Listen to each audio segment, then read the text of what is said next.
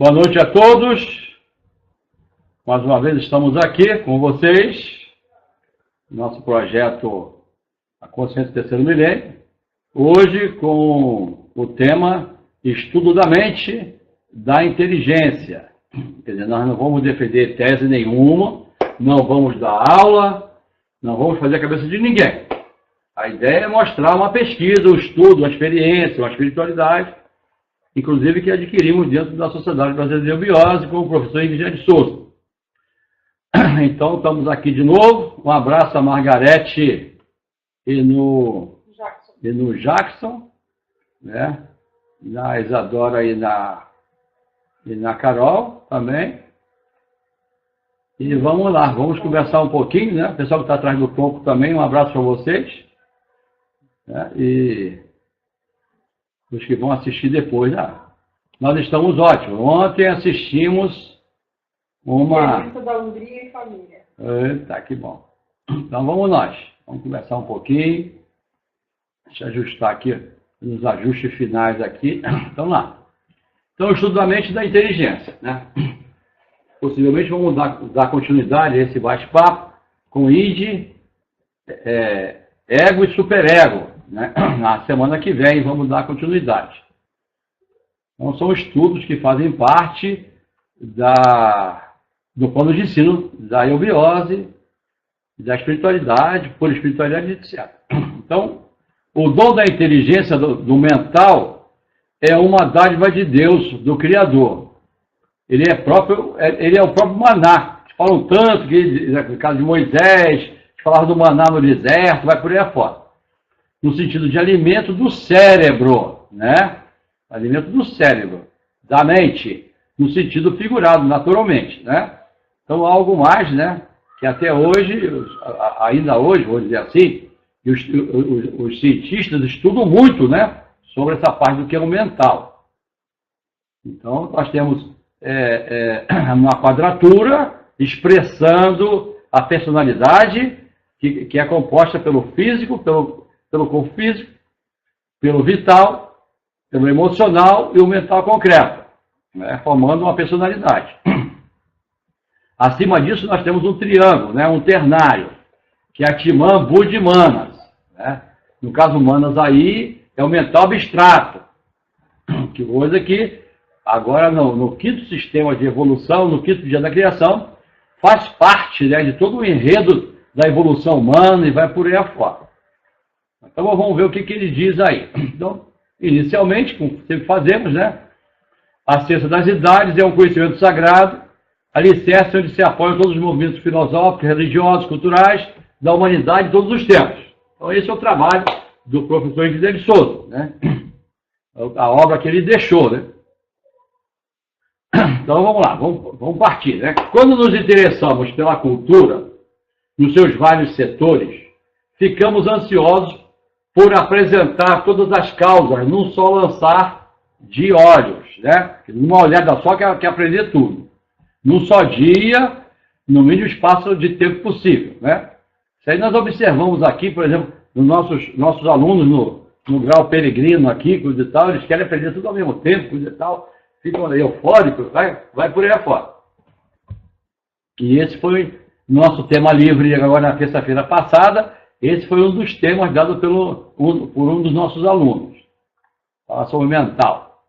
Mas com o passar dos tempos, o desenvolvimento dos estudos, a pluralidade das pesquisas, com o imenso mundo, né, vou dizer, o universo que surge diante da visão mental da criatura humana, provoca a queda do emocional, né?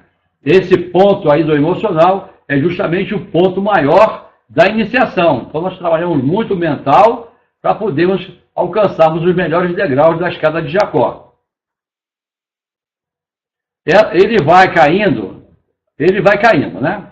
Os anseios vão desaparecendo do íntimo do discípulo e a inteligência amadurece. Com o amadurecimento da razão, começa a cadenciar seu ritmo evolucional. Passa a agir com o raciocínio seguro, porque já dominou o mental, né? Então, o subtítulo de nosso bate-papo é o domínio do mental. Vamos seguir. Hoje em dia, o domínio do mental já já está a passos largos, né? Observamos no início dos estudos das ciências das idades, geralmente as pessoas, os discípulos, perguntam muito, né? Sempre pergunta e tal. Mal se acaba uma aula com a explanação, surgem as perguntas, sem uma elaboração inteligente. No caso, está em pleno funcionamento o emocional associado ao mental, à inteligência. E que é normal, né? As pessoas, quando chegam para a iniciação, elas vêm dessa forma, né? Aí vão começar a trabalhar, né? Vou dizer assim, burilar a pedra cúbica, que é a personalidade, né? E aí vão começar a trabalhar, vão começar a entrar, vamos dizer assim, em equilíbrio com o mental. Já começou? Já começou. O que é já começou? Eu não vejo. Eu estou olhando aqui, estou respondendo aí, você. A mente é uma entidade sobre a qual se fala sem ainda saber o que é, o que seja, que fica melhor, né? Então a mente é uma entidade, vamos dizer assim, sobre a qual se fala sem ainda saber o que seja. Disse daquele lugar, né, onde se produzem os pensamentos. Mas até hoje ninguém determinou precisamente se encontra-se no cérebro ou se está fora do cérebro, sem este apenas a estação de processamento, sendo este apenas a estação de processamento físico do pensamento no corpo, né? Então deduz-se que tudo está ligado ao cérebro, né? Vou dizer assim. Mas vamos ver o que ele fala mais. Ainda que não se saiba a sua natureza exata, tem-se como certo que a mente tem duas partes, né? É o básico, né? Vamos dizer assim, o aspecto didático da coisa. Aquela que está no foco do momento presente e a que só aparece quando evocada. A primeira é a mente consciente e a segunda a mente não consciente, né? Ou respectivamente, consciente e inconsciente. Então tem dois aspectos aí, vamos dizer assim, básicos, né? Em relação à mente. Então, como exemplo, vamos ver o iceberg. O iceberg, todo mundo sabe, né? Aquela montanha de gelo que fica no polo, né? Ou nos polos, nas regiões geladas. Então, nós vemos uma parte do gelo, né? Acima d'água, mas, no entanto, existe uma parte embaixo também, abaixo do nível da água, do mar. E só que a parte de baixo é muito maior do que a parte superior. Então, ele dá esse exemplo, né? Faz essa alegoria. Então, um iceberg. A mente consciente, a parte superior, é limitada, pois o cérebro só consegue processar até 7 informações simultaneamente e se fixa no que é mais importante para o momento presente. Tudo que não é prioridade é tirado do campo da consciência e permanece no inconsciente, né? Então, tudo que o que a gente vê, que a gente toca e vai no nosso foco, vamos dizer assim, né? Então, faz parte de todo esse movimento que aí está, que é a mente consciente. Já o inconsciente, né? A parte inferior, a que ocupa toda a mente, exceto a mínima fração que está mantida no foco consciente. Então, o inconsciente é a parte inferior do iceberg que ocupa toda a mente, vamos dizer, ocupa a parte maior que fica abaixo da superfície do mar, exceto a mínima fração que está mantida no foco consciente, que é a parte que fica acima do nível do mar. E dirige toda a vida das pessoas por meio de crenças que foram formadas ao longo das experiências vividas, né? Tanto assim que a grande maioria das ações realizadas durante 24 horas de cada dia é inconsciente. Olha só que coisa. Então, nós inclusive fazemos coisas mecânicas. Um exemplo que dão assim é como o pessoal que dirige, que já tem uma prática, coisa e tal, ele sai de casa, pega o carro e não se preocupa com marcha, não se preocupa com nada. Porque tudo isso ele faz de uma maneira inconsciente, normalmente, né? E assim vai até chegar ao seu destino, etc. E volta. O emocional promove anseio de saber imediatamente o que não ficou entendido, e o mental humano é o assassino, vou dizer assim, do real. Quer dizer, o mental humano ele mata o real. Por isso que diz que a mente mente, né? Logo, o estudante deseja uma resposta, seja ela qual for, embora não seja bem certa, mas o que interessa é a resposta. Outras pessoas são possuidoras da psicose do difícil, né? Então, as pessoas ficam esperando uma resposta, aí assim, de supetão, faz uma resposta, não, isso assim, coisa e tal, né?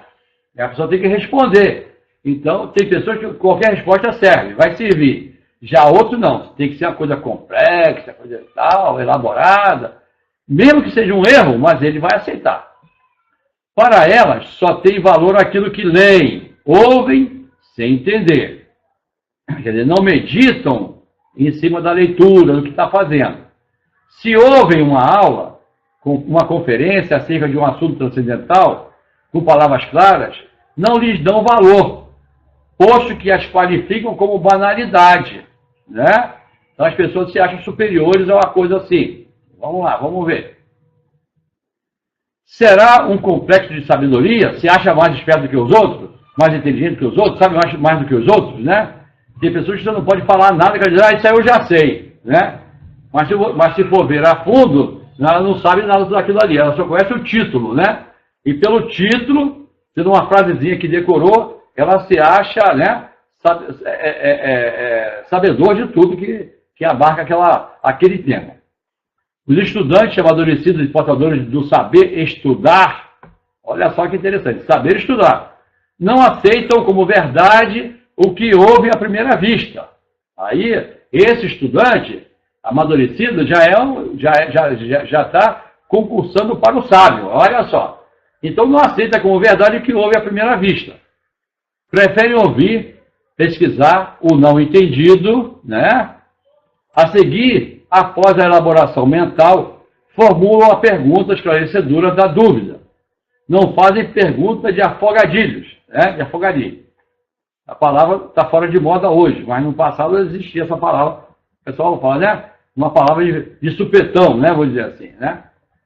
Faz uma pergunta sem pensar no...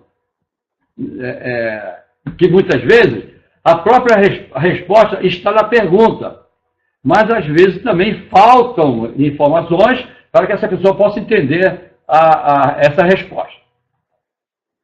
Aí se ela soubesse direitinho, não iria fazer pergunta, naturalmente, né? O que fazem perguntas de afogadilho funcionam com os sentidos externos, com o mental inferior, e não tem ânimo para pesquisar, raciocinar, pensar. Né? Então é feito através da inteligência emocional, né? Vamos dizer assim.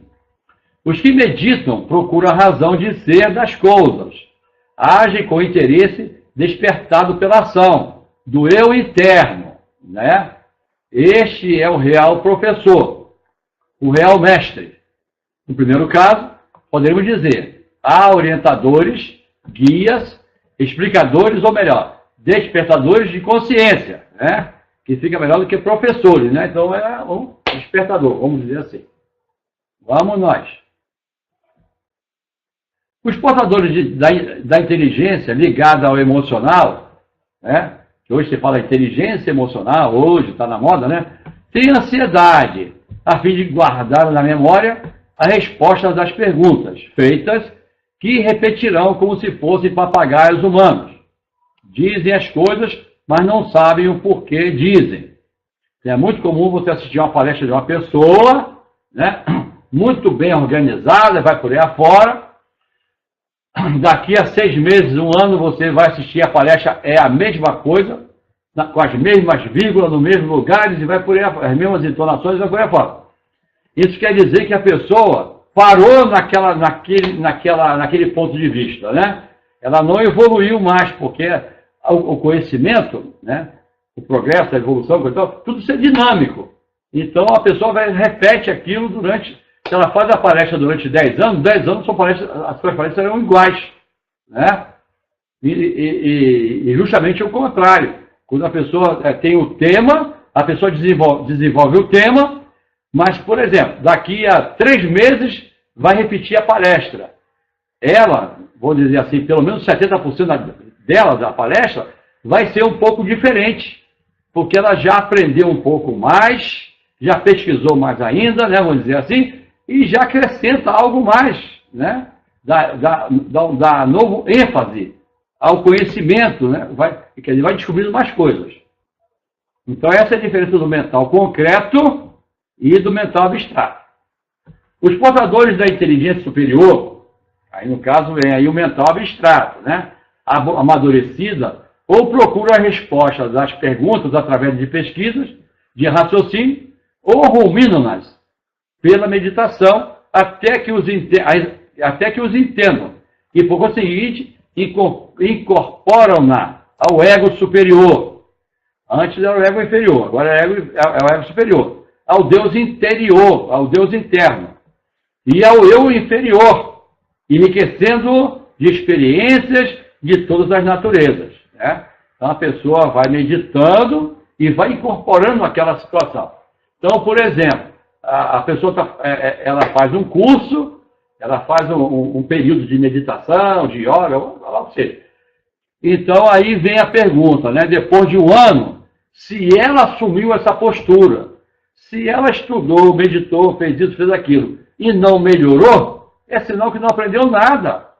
É só a inteligência emocional que estava ativa, né?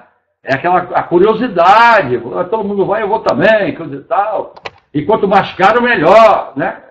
Então vai por aí. O caminho mais ou menos é esse. Então vamos nós. Então é comum, né? Vamos dizer assim, se faz uma aula, né? Durante um ano, dentro de um plano de ensino, se faz as aulas, coisa e tal. No ano seguinte, alguns alunos voltam para assistir às aulas, algumas aulas, e sentem que tem algo diferente. Apesar de termos os mesmos títulos, mas a entonação, entre aspas, né, vamos dizer assim, as informações oferecidas já estão mais e melhores elaboradas. Então vamos lá. Vamos de novo. Começamos, mas não começamos, vamos começar de novo. Então, o que é o domínio do mental? Nos estudos e práticas do esoterismo, da ciência das idades, curiosamente, acham que a expressão dominar o mental é procurar fixar o pensamento num determinado objetivo, num determinado ponto, durante horas sem pestanejar. Então, vamos ver como é que isso aí se compara. Na ciência das idades, dominar o mental quer dizer manejá-lo sob todos os aspectos. Para isso, necessário se torna colocá-lo num plano inferior ao de seu estado de consciência. Quer dizer, num degrau acima. Sim, para dominarmos o mental concreto, comparativamente, temos que nos colocar num plano acima dele.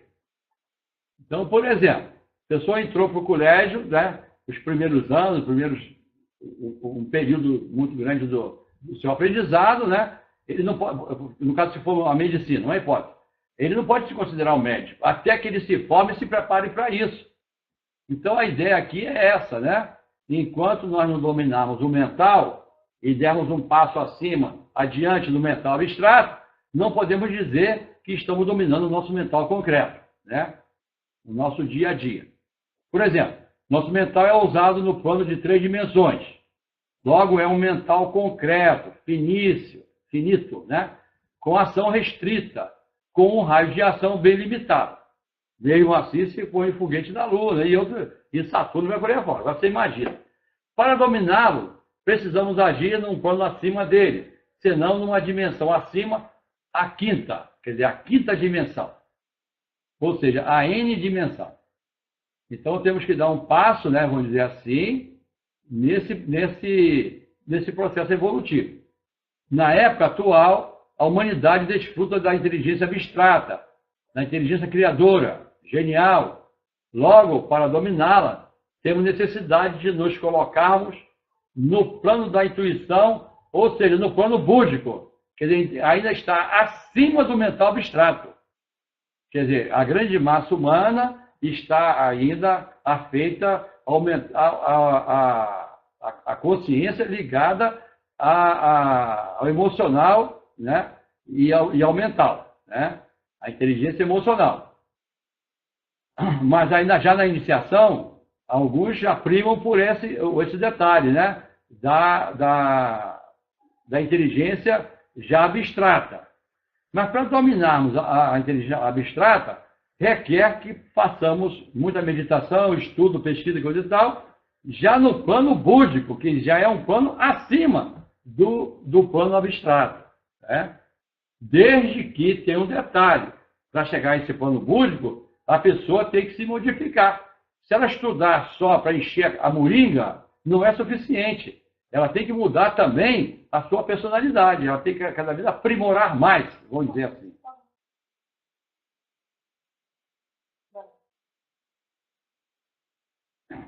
O mental, a inteligência, funciona através de um órgão físico, e este órgão chama-se cérebro, com a função de gerar pensamento, com função de plasmar conhecimento, ou seja, sabedoria.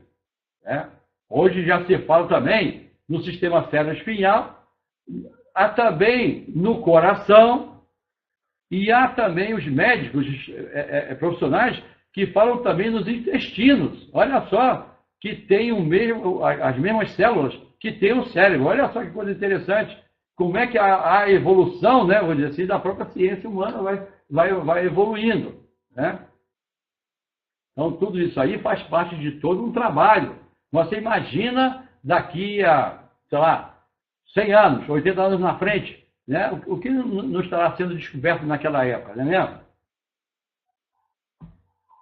O outro detalhe que ele fala aqui no Conhecimento da Sabedoria, a sabedoria é uma coisa, a inteligência é outra. Mas a sabedoria tem um detalhe. Para se tornar sábio, requer que a pessoa pratique, né, o conhecimento, as experiências, e vai por aí afora. E também pratique e melhore, e evolua. Porque senão, não adianta. Ser só inteligente é uma coisa, ser sábio é outra. E melhor ainda, o sábio que pratica, então, ele está um grau acima da própria sabedoria. Há uma lei fisiológica, a função faz o órgão. Então, vamos lá. Há uma lei fisiológica, a função faz o órgão. Como poderemos desenvolver um órgão sem exercitá-lo, sem movimentá-lo, sem lhe dar vida? Sim, para que a criatura humana, uma nação, uma civilização, uma humanidade, desenvolva, né, a inteligência, necessário se torna o cultivo desses elementos em questão, através das promoções culturais, artísticas e literárias. Então, num aspecto muito mais amplo, em nível de civilização, de humanidade, coisa e tal, é o detalhe também. Né?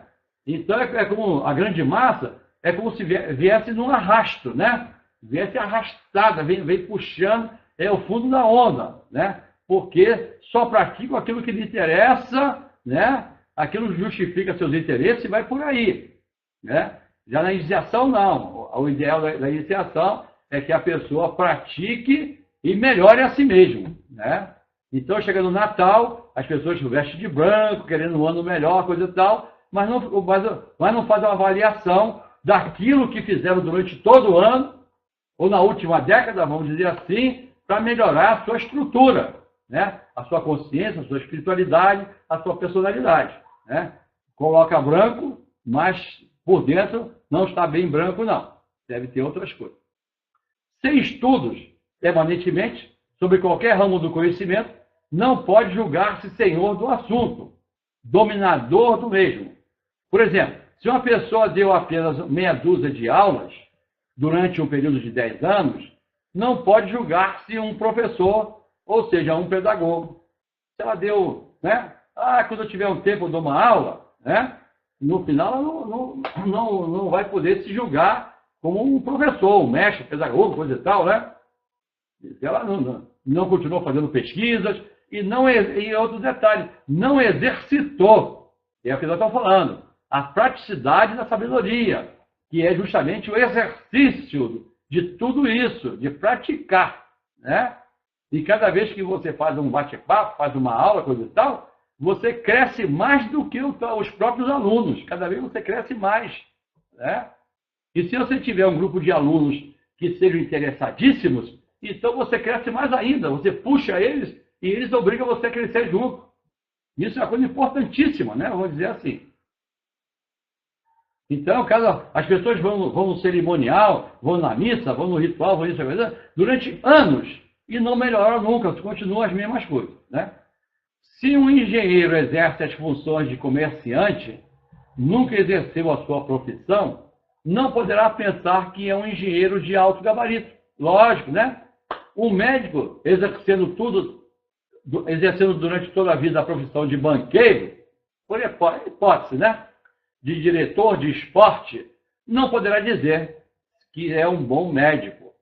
Um ótimo motorista não pode se considerar navegador, né? Então, são esses os detalhes, né? Vamos dizer assim, essas nuances que tem por trás da pedagogia, entre outras coisas. Então, o instrutor, ele vai cada vez se aprimorando. Para que eu seja um bom instrutor, um professor, um mestre, o que é preciso, né? Primeiramente, estudar e depois saber como aplicar. Porque não é só saber, não. Porque tem muitos professores que não sabem explicar. E as pessoas não gostam da aula da pessoa, as crianças não se interessam, então elas não procuram cada vez mais se aprimorarem. Então, todos os anos são iguais, só muda as crianças, só muda os alunos. Mas ela mesma não muda, ela quer sempre explicar a mesma coisa. E também um detalhe, cada ano que passa, o plano de ensino muda também, né? Inventam coisas, colocam coisas lá, tentando assim ser evoluídos, coisa e tal, né? E aí acabam fazendo também, dando bola fora nessa parte, né? E aí trocam, vamos dizer assim, educação, né? O Ministério da Educação, por exemplo, né? Aí, como é que dá o nome hoje? Hoje em dia, na educação, dá o nome, esqueci a palavra.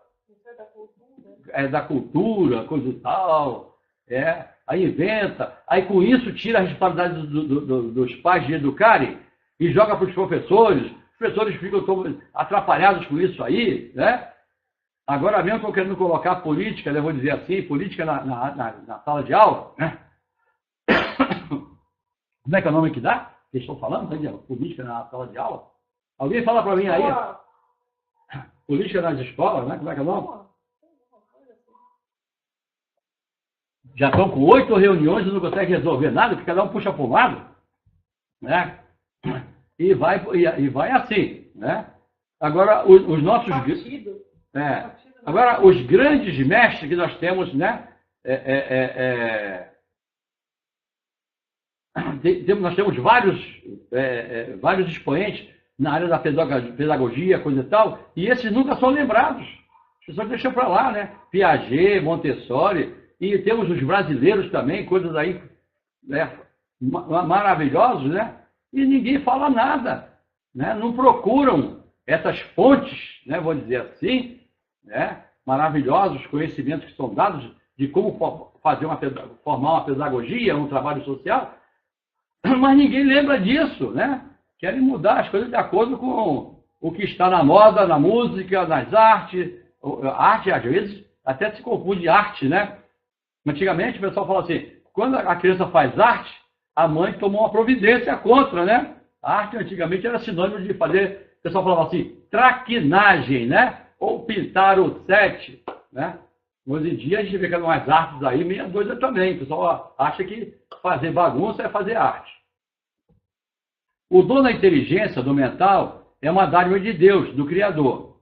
Ele é o próprio maná, né? No sentido de alimento do cérebro, da mente, em sentido figurado. Qual será o melhor maná, senão a perfeita orientação vocacional, pedagógica e social, proporcionando meios e ambientes adequados aos estudiosos para aprimorarem os conhecimentos, a inteligência. Olha só como é que fica uma pergunta aqui que fica no ar. Tomara que ela vibre, né? Então, qual será o melhor maná, o melhor mental, o melhor conhecimento, a melhor espiritualidade, senão uma perfeita orientação vocacional, pedagógica e social, proporcionando meios e ambientes adequados aos estudiosos para aprimorarem os conhecimentos, a inteligência. Tem coisas assim fantásticas. Opa! Né? Se forem procurar direitinho no nosso meio, né? Então, vão encontrar no Brasil, tem coisas, né? Tem verdadeiros mestres na área nessa área de educação, de pedagogia, coisa e tal, de instrução, e vai assim, né? O professor Henrique José de Souza ofereceu ao mundo, e particularmente aos seus discípulos, o maná da nova era, da nova civilização. Por isso escreveu vários livros, a fim de orientar os componentes de sua obra na face da Terra, né? E aí inclui também as revelações, coisas e tal, que são reservadas aos níveis mais altos da iniciação. Os ensinamentos deixados por ele, pelo professor José de Souza, para preparar a semente da nova era, os jovens, as crianças, são de tal sublimação, tão valiosos que deixam os pobres mortais sem saber se estão no céu ou na terra. A filosofia, a música, os conceitos de arte que legou aos seus sucessores são de tal potência, de tal esplendor, tão extasiante, que poderemos denominar, sem favor algum, né, chamado de Buda Mercúrio, né? Ou seja, uma inteligência superior. Ou seja, a suprema inteligência plasmadora da sabedoria eterna, né? Que aí a evolução veio de cima para baixo, chegamos no fim do poço, no 4º dia da criação, passamos agora para o 5º dia da criação e agora estamos voltando. E a volta é em direção ao divino, ao superior, à inteligência superior, né? Então, o nosso preparo, vamos dizer assim, de toda a humanidade é justamente isso aí. Então, ficar preso a certos dogmas, certas filosofias, a certos bate-papo de botequim, coisa e tal, não que esteja errado, né? Mas ali também se aprende coisas que são terríveis. E quanto mais difícil, complicado e negativo for a coisa, melhor o ouvinte assimila, né? Então, o cara fala um monte de besteira, o outro assimila aquilo ali, coisa e tal, sai repetindo. É uma coisa assim terrível, né? É por aí afora. Ensinou aos seus discípulos a arte mágica da palavra, a magia do pensamento, elementos subjetivadores de novas concepções em todos os sentidos, dando rumo àqueles que pensam nas coisas do futuro, os que vivenciam as coisas do futuro, dos futuros ciclos e até do presente também, né? Então, dando uma olhadinha do passado, né? Se reestrutura o presente e se formula, vamos dizer assim, melhora cada vez mais o nosso futuro, a partir do presente. Os antigos, quando se referiam aos Manus, aí nós temos o nosso bate-papo, parece que é a nossa terceira aula, né? Essa é o número de 170, mas a terceira aula é Mistério das Manifestações Divinas. E aí lá os senhores e senhoras vão encontrar falando sobre Manus, né? Sobre os avatares, as manifestações divinas. Então, os antigos, quando se referiam aos Manus, né? Aos iluminados, o nome que queira dar, qualificavam-nos como os portadores da inteligência universal, serão os filhos da mente, da cabeça de Deus, de Brahma, do Criador. Então, a diferença é que esses seres vêm de cima para baixo, ajudar os daqui a subirem, né? Então, vamos ver. Os guias, os vasos insígnios de eleição, fala a igreja fala sobre esses vasos insígnios, né? Na época não podia falar mais coisas, e às vezes também não sabia também, representam as máximas expressões da evolução do ser humano. Tem um primoroso nome de Manasaputras, né? Manasa, ou Manasa, produtor de mental, da inteligência, de maná, manas, mente. Daí a expressão de homem, né? Oma, que é igual ao homem. Homem, putra, filho, descendente, herdeiro, né? Vai por aí afora. Então vamos ver aonde que ele tirou isso aqui, ó. Então os Manasaputras são os vasos, as cabeças, as taças, os cérebros que guardam todas as experiências mentais de um sistema, de uma humanidade. São os primeiros seres que surgiram no início da formação dos seres humanos, né? Ao invés de antropogênese, né? Sim, a antropogênese coroando a cosmogênese. Dê uma olhadinha lá atrás, na formação das raças, vai por aí afora. Eu não lembro qual é o número da aula, mas temos lá esse material também. Dá uma olhadinha com calma, vai encontrar coisa aberta. Então, Manassaputras, aí nós tiramos aonde? Glossário teosófico. Olha só, né? Então, o professor Guilherme de Souza, ele sempre sugere que as pessoas pesquisem, estudem, não ficar somente na letra que mata, no que ele ensina. É buscar essas informações, né? Mostrar que esses valores, né, existem no mundo inteiro. E que ele não inventa coisa nenhuma, não. Ele mostra que é real, né? E mesmo porque, e também ele comentava, que se você quiser saber o que é a minha obra, procure nos jornais. Hoje acrescentamos por nossa conta, procure a mídia, né? Porque a abrangência é maior. Então, e muito cuidado também, agora temos que tomar muito cuidado para saber direitinho quem é que fala e o que quer dizer, né? Isso aí temos que tomar muito cuidado, que às vezes vem coisas que são fakes, né? Que hoje em dia a moda é fake, né? O que tem de fake é uma coisa absurda, principalmente para falar mal das pessoas, para denegrir a imagem das pessoas. Então, Manassaputras, Glossário Teosófico de HPV. Então, o que ele diz lá? Filhos da mente, né? Ou então, os filhos nascidos da mente, nome dado aos nossos egos superiores, né? Ao nosso espírito, vamos dizer assim, antes de tomarem forma humana, pairando naturalmente sobre nós como essência, como poder inspirador. Nos Puranas exotéricos, divulgados, ainda que alegórico, é o título dado aos filhos de Brahma, aos filhos de Deus, nascidos da mente, os senhores de Vênus, que são chamados de os Kumaras. Então, quando você vê lá naquele brasão de Cabral, que você vê 3 cabritos ali, então está ligados a esse mistério que está aí, ó, senhores de Vênus, ou seja, os Kumaras. Ali tem essa representação ali, mostrando que o mental, né, será plantado aqui no Brasil. Houve a tentativa nos Estados Unidos, não deu certo, e tudo isso veio para o Brasil. Então, tudo tem um mistério também, né? Não se pode abrir o jogo para todo mundo, coisa e tal. E a iniciação não se faz em jornaleiro, e muito menos em sebos, em livrarias, coisa e tal, né? Ali se encontra... Então, tem gente que estuda bastante, pesquisa daqui, pesquisa de lá, coisa e tal, mas é uma coxa de retalhos, vamos dizer assim, né? É como se fosse um quebra-cabeça, onde as peças principais, realmente ele não vai conseguir por ali, a não ser que entre numa escola iniciática, ou seja, vem estudar com a gente no caso. Vamos nós. Pois bem, filhos nascidos da mente, os Manassaputras são os filhos da sabedoria que na terceira parte da terceira raça-mãe dotaram de mente, as formas desprovidas de sentido, criadas e modeladas pelos Pitris, pais, Manus, os quais, nos Puranas, são denominados de Agnisvatas, ou antecessores solares do homem, e que fizeram deste um ser racional, com razão, impregnando nos seres da terceira raça-mãe a essência mental. Aí dá uma olhadinha lá em raças, vocês vão ver, né? Falando sobre a raça adâmica, hiperbórea, depois vem a raça lemuriana. Então, na terceira raça, né?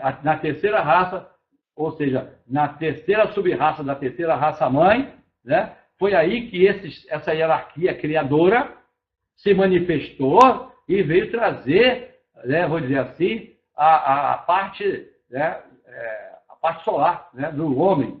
Ou seja, veio trazer o raciocínio, a razão, etc. Né? Então, esses seres compondo aí uma hierarquia criadora, que aí nós vamos encontrar também os Asuras, os Agnisvatas e os Barixás, né? Então, vamos nós. Aí, até então, era a raça negra. Daí para frente começou, então, a vir a raça vermelha e a raça branca.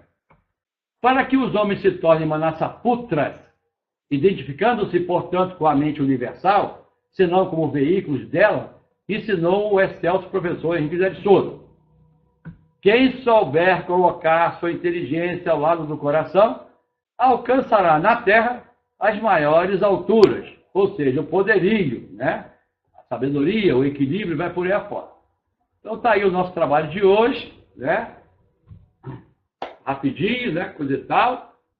E tem umas vezes nós damos continuidade dentro de uma outra linha, já numa linha da psicologia, mas vamos lá. Então tá aí. Alguém gostaria de acrescentar alguma coisa para a gente? Cadê a Carol e a Isa? Chegaram a ver? Elas queriam saber sobre isso também. O Daniel também queria saber sobre isso, né? Acho que não deu tempo. Com as perguntas que fizeram, mas aí fica gravado, né? Então, Margarete, vamos lá. Meditar ativa o búdico. A iniciação, não é isso mesmo? Meditar ativa o búdico, a intuição, além de ler e meditar sobre os assuntos. Deveríamos, tipo, no Hatha Yoga, sentar em meditação, ou tem outra prática que ativa a intuição, sem falar na yoga da série interna? Isso. O principal é a yoga da série interna, né? Já a Raja Yoga, Jnana Yoga e outras, né? Essas aí é da praticidade do dia, né? Essas aí já foram, vamos dizer assim, para os iniciados mais adiantados, já foram superadas. Mas não deixa de ter uma razão, né? Quando fala que o castigo do homem é evoluir através do suor do seu rosto. E esse evoluir através do suor do seu rosto quer dizer que o trabalho que ele está fazendo não deixa de ser um yoga.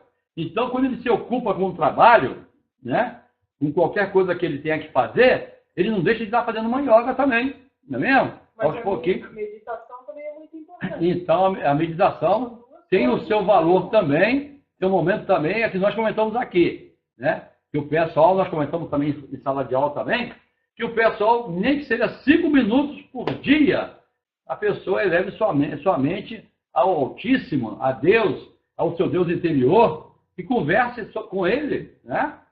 E com isso vai ter, vamos dizer assim, referências em que caminho seguir, que atitudes tomar, e vai por aí afora.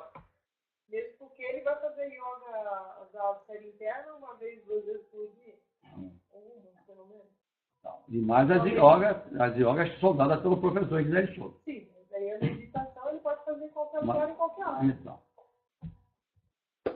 Será que respondeu? Vamos lá. Então, a iniciação real consiste em dinamizar o centro de consciência espiritual em estado latente em grande parte da humanidade, né? Pode acontecer. Muito obrigado a você. Portanto, todo o esforço do discípulo deve ser direcionado no sentido de desenvolver seu corpo causal. Então, a iniciação de hoje, vou dizer assim, né? No final do segundo milênio, agora terceiro milênio, era dado isso, é desenvolver o corpo causal, sem o que de nada servirá qualquer esforço no sentido de libertação e da imortalidade, já dizia o professor Guilherme Souza. Então o trabalho é esse aí, através da meditação, você vai chegar até o corpo causal, começar a trilhar nesse caminho, né? Então nós vamos imaginar um V, né? Ele com as suas etapas, então 3 etapas, 4 etapas, a volta, né, o V. Então, a volta, nesse caso aí, foi uma conquista de valores, de experiência no mundo inteiro. Fez parte, né? De engordar o ego inferior. As células, os órgãos, as vísceras, os chakras e tal. Agora, é tudo isso aí voltado para uma experiência, para a sabedoria. Através da meditação, das yogas, coisa e tal, para trabalhar, justamente, da vida e forma ao corpo causal. Aí é que está, né? Então, infelizmente, os dados como intelectuais sentem dificuldade de chegar até o corpo causal. Ele fica no subplano do plano mental, né? Então, enche a memória, eu vou dizer assim, a consciência e inconsciência de informações e repete aquilo ali indefinidamente. Então, vamos nós. Então, está aí o nosso trabalho de hoje, né? A iniciação do professor Guilherme Souza foi ainda superior à dita maiêutica, a maia budista das iniciações antigas, porque não iniciou apenas filósofos, eruditos, teólogos, cientistas, pedagogos, mas também criaturas humildes, né? É o que nós comentamos, nos bancos escolares, você encontra pessoas de vários níveis, né? E vai por aí fora. E ensinou, sim, a homens de todas as classes, de todos os níveis de cultura, de sentimento, de evolução, né? E com uma coisa interessante também, muito importante, é que às vezes as pessoas chegam cheias de diploma nas costas, mas lá vai ter que deixar tudo na soleira da porta ao adentrar a sala de aula. Porque lá ele não vai aprender nada do que ele aprendeu em sala de aula das faculdades, dos colégios de modo geral. Né? Então, tentar, inclusive, comparar uma coisa que é abstrata com uma coisa que é, vamos dizer assim, mental concreto, é complicado, não existe, não